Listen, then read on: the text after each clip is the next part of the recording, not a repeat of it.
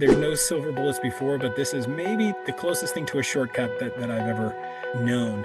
You can go and sit with, interact with someone else's community where they have done the work to Yeah. build trust already. What's the reason why you don't go after the micro one, the ones with 50 million or even 100 million to 500 million? Yeah, we do, but generally those groups operate like retail investors. So someone Mm, who's just exited, I've got funny enough, a guy who just exited a company and he exited for 65, $66 million. It's a good chunk of, I would love to have that much cash sit in the account. And this guy from kind of Rust Belt area, he put shampoo into shampoo bottles. He did not manufacture the shampoo. He did not manufacture the bottle. He just put the shampoo into the bottle and had some really big contracts. So great guy, great family, had this exit, but he's invested the way that he thinks. He's an independent operator, right? He has not employed staff. He's got some wealth advisors that are in the mix. Sometimes these guys will go to multifamily offices and they operate like wealth mm, advisors. When you can get in with a multifamily office, it's great. Getting in with a multifamily office is very similar to getting in with an investment advisor. Can be very hard to do. They're very risk averse. I can talk about that more in a moment. But what I'll say about this guy is he's just invested via a trust, right? We kind of see that category when I'm thinking about our marketing and targeting and our approach. He's just going to fall into the high net worth, ultra high net worth category, not the institutional category. He's not going to come with these demands that some of these other institutions do about spot checks, reporting. Sometimes these guys ask for fee breaks and a seat at the table. They want to be on an investment committee. Now, we don't make any of those accommodations for those folks. And we've said no to a lot of capital because of that. But our founder, Matt, mm. he just doesn't play ball there. If you're willing to do that, you can potentially raise even more capital, but it can be a big headache, right? Because they're always making their opinion known and they really want that control and have that seat at the table. So a little different there. Let me say real quick on the multifamily office and the RIA side. So investment advisors, this has been a strategy. There's trillions of dollars that are locked up in qualified plans, 401ks, IRAs. Yep. Certainly, we've had a lot of success in raising from self-directed IRA accounts. You guys all know about that. But when it comes to the wealth advisory, these people generally, I'm going to speak generally, and I hope I don't make anyone angry, but generally, the job of an investment advisor is to not lose money for clients. And it's also really hard to analyze real estate deals. It's a lot harder than just looking at the performance of a stock, right? And in just investing in that stock. And when you're saying, I want to make my 1% fee, I just want to make a 1% fee, and I want to have this person not be mad at me or ever ask me any questions. It's not a very compelling case to invest in real estate. You've got to have a very particular sort of investment advisor to do that. Those people are out there. That's kind of how the multifamily office people think is we just don't really want to take the risk and they're lazy. I hate to say that, but they're lazy. They just want their fee. Yep. It's not really about the product that they're buying, whether it's Google and a bunch of shares of Google and Apple and the Mag 7 or whether it's a private placement. Doesn't matter to them. Gotcha. Okay. You mentioned multifamily, and recently I've even learned of like virtual family office.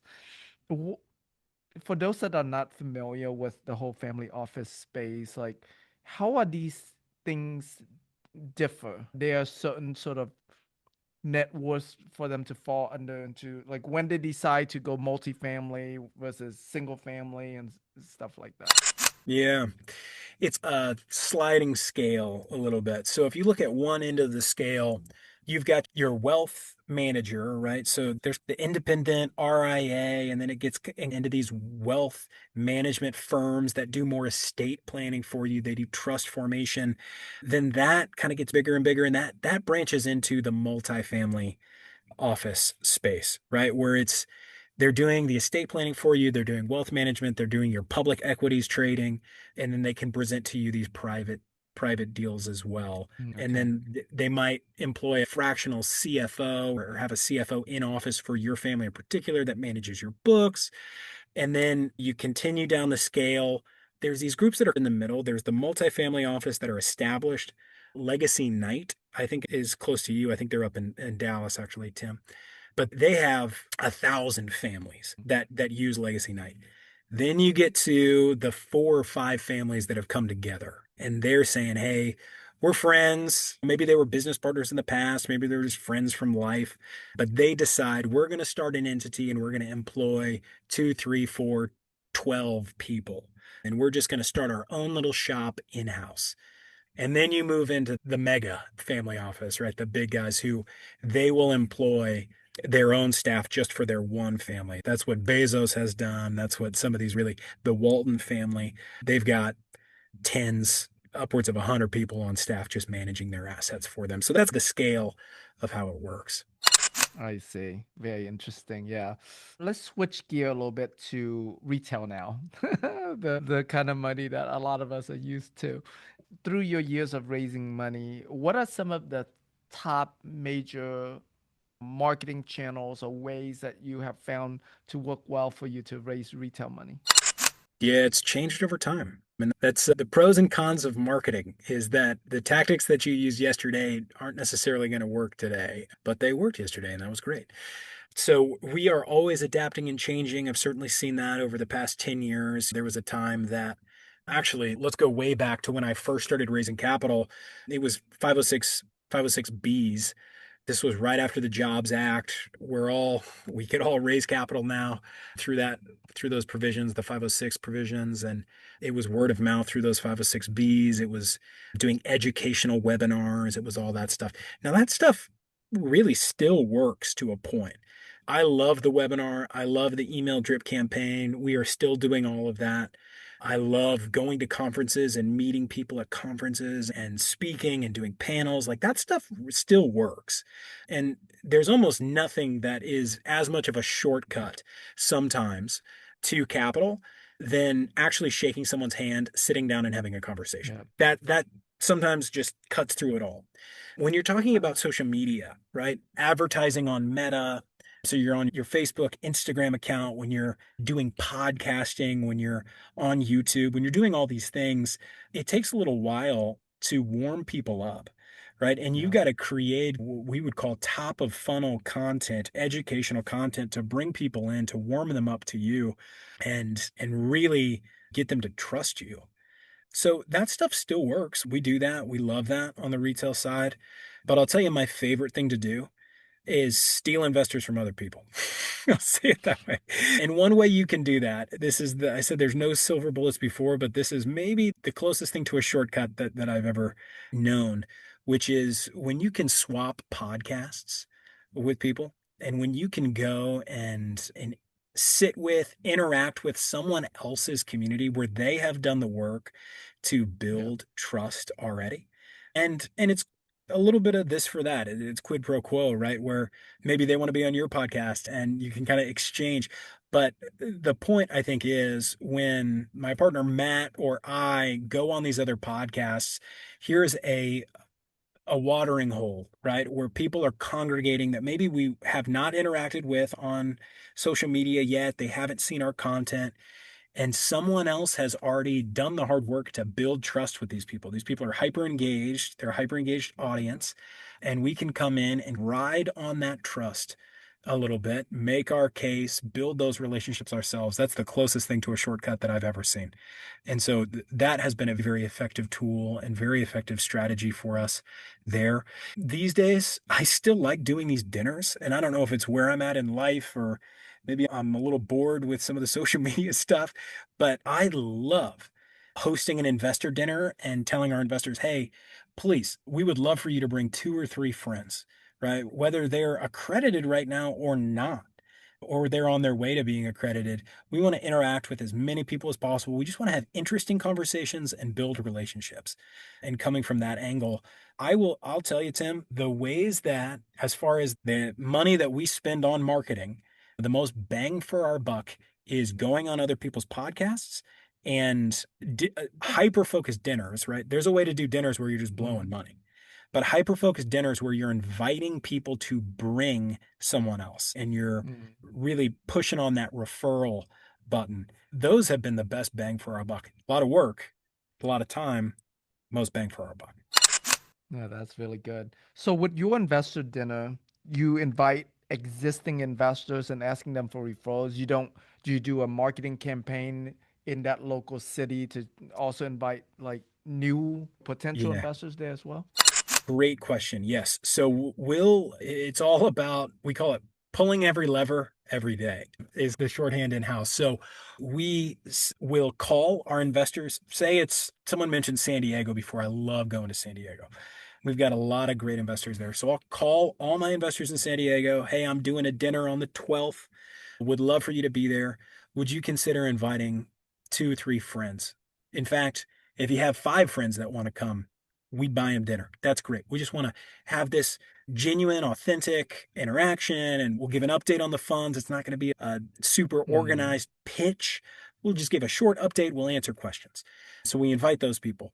We'll do meta ads, right? We'll geo fence a particular area, accredited investor dinner, and people can sign up and come to that dinner. Generally, that actually is that's a if you want to get into the practicals of it, doing that actually has worked well for us, and it's pretty affordable, we would say. I used to do mailers, individual mailers to people, and that was just really expensive. I was spending yeah. 8, 10 grand on mailers, Easy. Yep. and now it's $3 a head basically on Meta is what I'm paying. Wow. $3 $3.25. is good. That's really It's good. yeah, it's pretty good. It's pretty good. My local networking, I think I'm paying like $10. So you're $3 even better. It depends on the market, right? Yeah, sometimes you go to places like Houston, it can be more expensive than Omaha, Nebraska.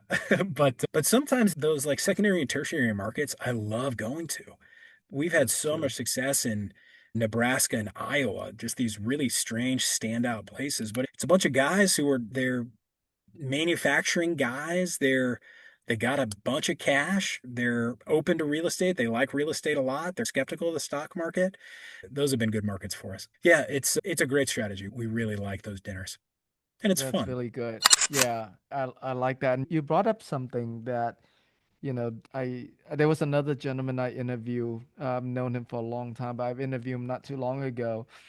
His fund is 150 something $1 million fund, and half of that comes from a small town. And yes, Yeah, and I talked to his assistant, and she's, yeah, almost everybody in town invests in this fund. I was like, wow, because your word of great. mouth goes really fast in a small town like that, right? Yeah, And yeah, and they're looking for a trusted person, and so it's easy for you to win trust in a small town.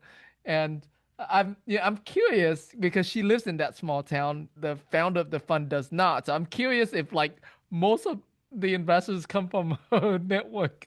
yeah, Yeah, it's yeah, no, yeah. A lot of time we forget about how powerful those small markets could be, because yeah, we're less competition and it's so much easier to win trust. Like they're forgotten. yeah, We all chase the big markets, and so those small markets get forgotten. Talking about meta ads, I do see y'all's meta ads quite a bit on my feed. I'm curious, as are you the one managing any ads? You mentioned all of that. Okay. Can you give yes, us insights into what it's costing you to generate retail investors off of Meta? yeah. Of the so we've got a couple different things running, right? So Okay. we see this differently. So we've got a very top of funnel, the state of affordability in the US. So we've got the state of affordability, state of the union, affordable housing. That's what the piece is called, right? So people can download that piece. There's a video series that goes along with that. We've got a investing in manufactured housing, an institutional investor's guide, right? So these are questions that we compiled as just a PDF of 50 questions that these institutions that we've worked with, it's like their questions that they ask, and people can just download it. Mm, And I love when people download that because I like to answer those questions. We've got some really good responses. And honestly, we've been beaten up over the years to have good protocol and processes in place here. And I like when people take that sheet and they go and ask other sponsors that maybe aren't are doing it as well. And I think that makes us look really good. And then we have our kind of just general webinar for Fund 4 playing, right? So mm. very top of funnel, a little bit lower, a little bit lower. On average, we are spending on a good month on Meta for someone who's actually coming through 30 to $40. Cheap. I think generally, Is that yeah, but is that per appointment? yeah, that's per appointment. That's good. That has gone up to 60, $70 Still good. over. Okay. Yep, yep. So that's where we're at there. We've started doing LinkedIn lately. This is a newer bout for us over the past handful of months. LinkedIn's quite a bit cheaper and our engagement's a little bit higher. So still trying to figure Mm, out, Tim, honestly, if that's because we're new to the space to LinkedIn and the algorithm is promoting us or what it, or if it's actually cheaper on LinkedIn or what's going on there, or if our investment profile is matching the yeah. people who are spending the majority of their time on LinkedIn over Meta. Yeah. I'm not sure. Yeah, it's probably the latter. Because usually I normally hear that LinkedIn is more expensive. But yeah, if you're getting cheaper, you're probably dialing into the right avatar. That's Yes. good. Wow, this has been an amazing conversation interview. We dive into a lot of different aspects of capital raising. Really appreciate you, Ben, for being so generous with your knowledge and your wisdom there.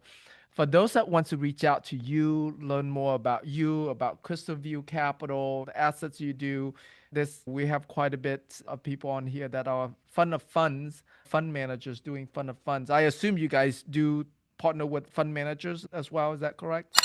We do. Yeah, we do. You can find out more about that. We've got a devoted page on our website, crystalviewcapital.com.